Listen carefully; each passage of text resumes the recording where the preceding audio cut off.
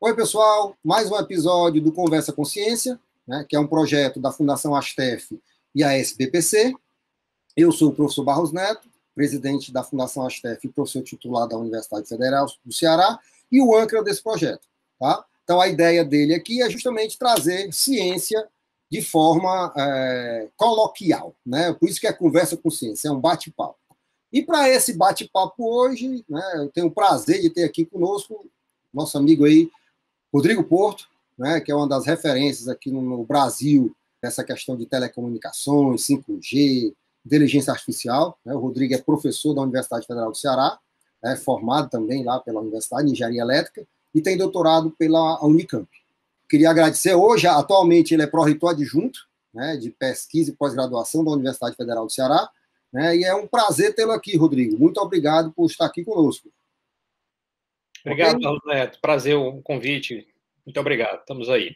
Vamos lá. Bom, Rodrigo, então, assim, hoje está, né, nesse negócio aí no Brasil, todo mundo falando 5G, né, 4G, 5G, e muita gente não sabe o que é isso. Né? Então, assim, eu queria que você falasse um pouquinho o que é o 5G e o que é que isso vai impactar na nossa vida, né, que explicasse um pouquinho aqui para os nossos amigos. Por favor. Pois não, vou tentar. Vou fazer meu melhor aqui. Bom, 5G se refere à quinta geração da comunicação móvel celular, né? The fifth generation, então, né? Assim como houve anteriormente o 4G e o 3G, né? Os mais antigos vão voltar aí para o 2G e você começa a entregar a idade, né? O 1G, que era o tijolão lá, nos anos 1900 e final dos anos 1980, né?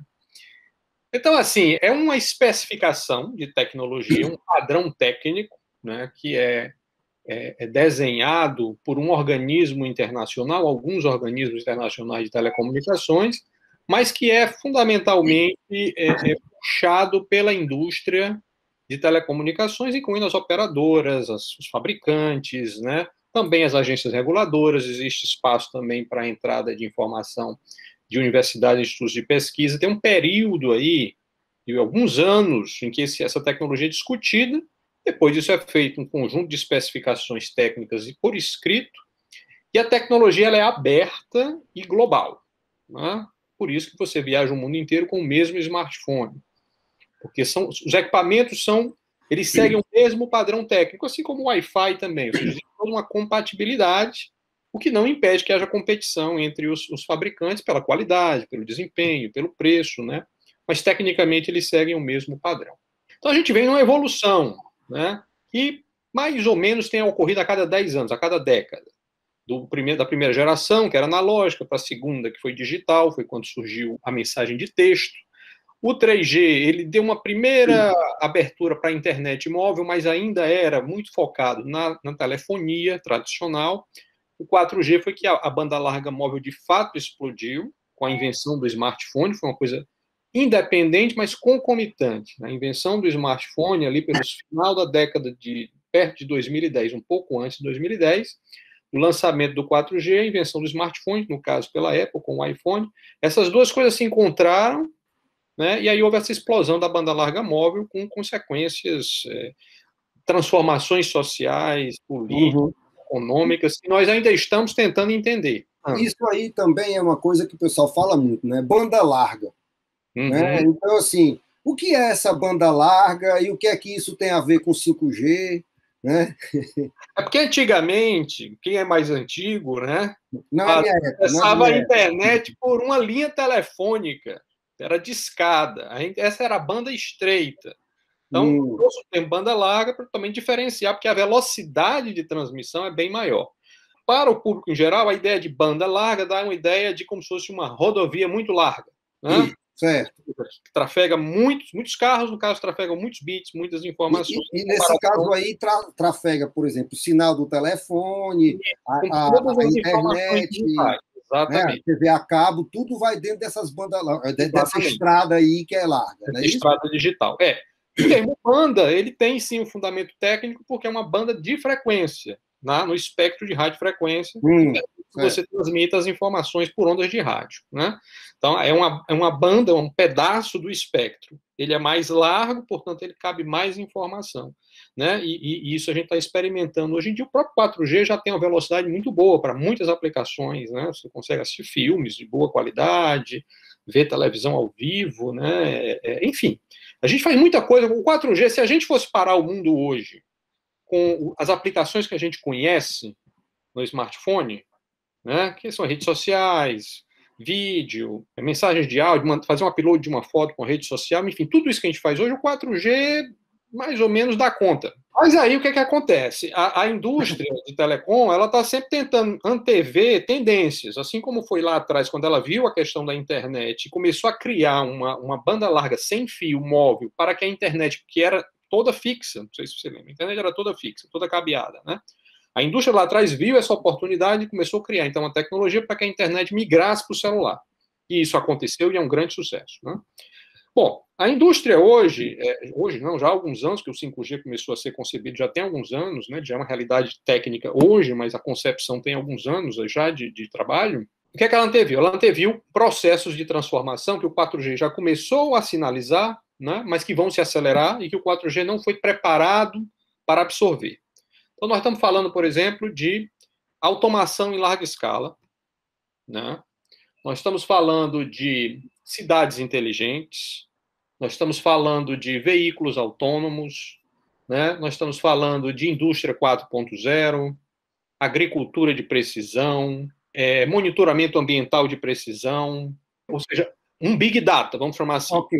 E o que é que tem a mais do 4G para o 5G? É banda? Exatamente. Tem banda, mas tem mais do que isso. Então, o 5G ele é também um 4G turbinado. Tá? Quem tem 5G hoje nos Estados Unidos, por exemplo, você pode, em algumas localidades, você chega a ter 1 gigabit por segundo de taxa, né? Ou seja, você baixa um filme em 1 segundo, né? Um filme inteiro, né? Um filme legal, né? Aqui a gente fica furido com 200 mega, né? Imagina. Pois é. E na palma da mão, né? Então, é fantástico. Então, ele faz 10 vezes mais rápido que o 4G já faz. Então, para a população em geral, a primeira impressão vai ser essa. No ano que vem, quando o 5G começar a funcionar aqui no Brasil, mais breve possível, os smartphones começarem a ser comercializados, quem comprar vai perceber logo isso. Né? Uma melhoria ainda maior do que o 4G já entrega em termos de banda. Mas isso não é o ponto. Vamos pegar o caso de uma Smart City, né? Uma cidade inteligente. É um conceito que tem relação também com o conceito de internet das coisas. Né? Você pode pegar, então, uma cidade inteligente. O que seria uma cidade inteligente? Ela usa a tecnologia digital para ter uma gestão urbana mais inteligente, mais economicamente eficiente, ecologicamente eficiente. No caso da gente, para dar um exemplo assim mais palpável, né, nós temos um problema de segurança pública aqui. Né?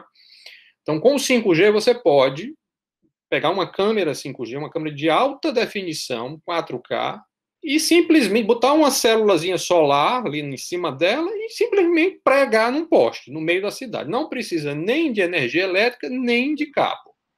E ela transmite com altíssima qualidade, com uma altíssima definição. Mas veja, na hora que você começa a colocar isso em quantidade, né, veja que já tem muita gente usando a banda larga móvel, mas aí você está criando uma camada nova de serviços, que não são mais pessoas, são coisas, objetos. Né? E olhando um pouco mais para frente, o transporte autônomo, uma frota de caminhões que se desloque, uma velocidade baixa, mas se desloque de forma autônoma numa grande rodovia aqui no Brasil. Né? E você dá escala nisso também. Sensores de medição de água, de medição de vazamento de água, de coleta de consumo de energia, o smart grid, né, que permite que as pessoas produzam energia, joguem na rede, isso tudo precisa ser monitorado. A indústria 4.0, que envolve automação de manufatura, eventualmente robôs. Nós estamos olhando, a indústria está olhando o que é que está acontecendo de forma incipiente, mas que são tendências que estão se acelerando. Então, olhando para frente, para essa década agora e a próxima, com a explosão dessa tendência de internet das coisas, né? Milhares, milhões de novos usuários que são coisas e não pessoas e que funcionam autonomamente, né? Não é um funcionamento para nós diretamente, nos afeta, claro, mas não sou eu que estou no smartphone, é um objeto, uma máquina, né, que está se comunicando. Então, isso vai ampliar a demanda. É uma outra camada de demanda sobre as redes de telecom. Então, a banda larga do 5G ser muito larga ajuda, né, mas algumas aplicações, eu vou dar um exemplo também de uma aplicação que é muito futurista, né, já é menos hoje com o 5G, que é a ideia da cirurgia remota. Né? Uhum. É uma aplicação que a gente usa muito assim, porque ela é muito extrema. Né? Então, você tem um grande cirurgião, cara, um bambambam, ele está em São Paulo. Mas vai ser possível ele ter uma filial da clínica dele aqui, com um robô, em que ele faz a cirurgia à distância, controlando esse robô. Esse controle, como é um negócio extremamente fino e crítico, existe uma coisa que seria um atraso de tempo entre o momento que ele dá um comando lá, com controle, e o momento que o robô executa esse corte, essa incisão. Se isso fosse no 4G, né? Isso sendo feito no 4G, que você está dizendo. O 5G leva esse atraso para praticamente zero. Isso. Foi pensado nisso também.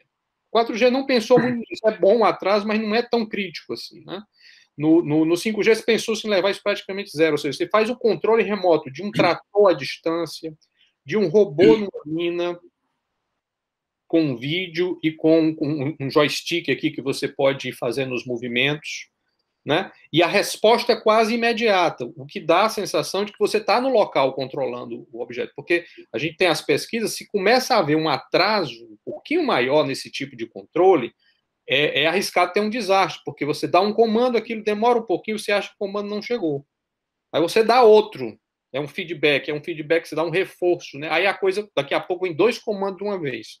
Numa cirurgia não dá, né? Não é bom. Então, o 5G foi pensado essa história da... A gente tem o termo técnico chama-se latência, mas é um atraso de tempo, né, que precisa ser minimizado para essas aplicações que exigem um tempo de resposta muito crítico.